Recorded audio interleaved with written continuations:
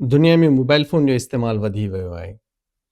हिक स्मार्टफ़ोन में केतिरियूं ई एप्लीकेशन्स आहिनि जेके कारमंद आहिनि। उन्हनि मां सभिनी खां नुमाया एप्लीकेशन फ़ेसबुक आहे। फ़ेसबुक जा पूरी दुनिया में 3 बिलियन खां वधीक यूज़र्स आहिनि। जिथे फ़ेसबुक फ्रेंड्स ऐं फैमिलीअ सां कम्युनिकेट करण जे लाइ इस्तेमालु थिए थो, उते ई फ़ेसबुक फ्रॉड ऐं साइबर क्राइम जे लाइ बि इस्तेमालु थिए थो। फ़ेसबुक में सभिनी खां वधीक हलंदड़ जेको प्रॉब्लम इशू अचे थो साइबर क्राइम या साइबर सिक्योरिटीअ सां रिलेटेड, उहो आहे फेक प्रोफाइल्स जो।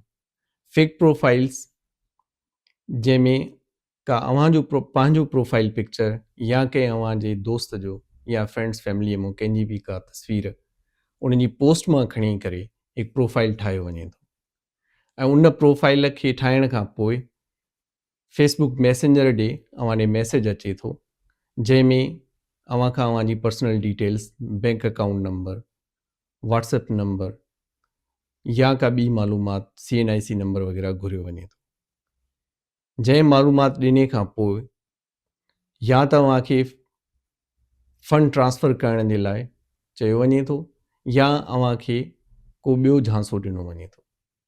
उन खां बचण जे लाइ पहिरियां तव्हीं फेसबुक प्रोफाइल में वञी जेको फेक प्रोफाइल अव्हां ॾे अचे थो उन में अव्हां इहो ॾिसो त उहो प्रोफाइल रिसेंटली क्रिएटेड हूंदो, सफ़ा रिसेंट ठहियलु हूंदो ऐं उन जी को घणियूं सारियूं पोस्टूं बि न हूंदियूं।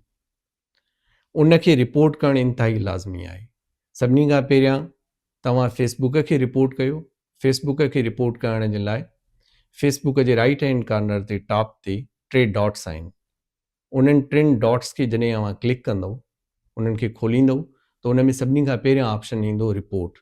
जॾहिं अव्हां रिपोर्ट में वेंदव त उते तव्हांखे मुख़्तलिफ़ क़िस्म जा ऑप्शन मिलंदा जिन में फेक प्रोफाइल जो बि ऑप्शन मौजूदु आहे। उन खां हे खां पोइ अव्हांखे ख़बर पवंदी त छा उहो अव्हांजो पंहिंजो फेसबुक अकाउंट आहे फेक प्रोफाइल या अव्हांजे कंहिं दोस्त जो आहे या बिज़नेस अकाउंट आहे। उहा कैटेगरी चूज़ करे उहा रिपोर्ट अव्हीं फेसबुक खे माणे सघो था।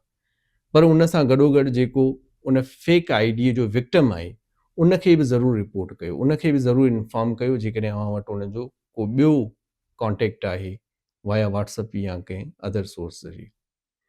उन खे ज़रूरु इन्फॉर्म कयो फ़ोन करे तव्हांजो फेसबुक प्रोफाइल फेक ठहियलु आहे ऐं जंहिं फेक प्रोफाइल ज़रिए पैसा या पर्सनल इंफॉर्मेशन घुरी वञे थी।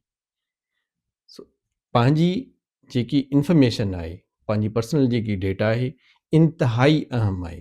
उहा कॾहिं बि कंहिं सां बि शेयर न कयो ऐं फेक आईडीज़ खां, फेक प्रोफाइल्स खां बचो।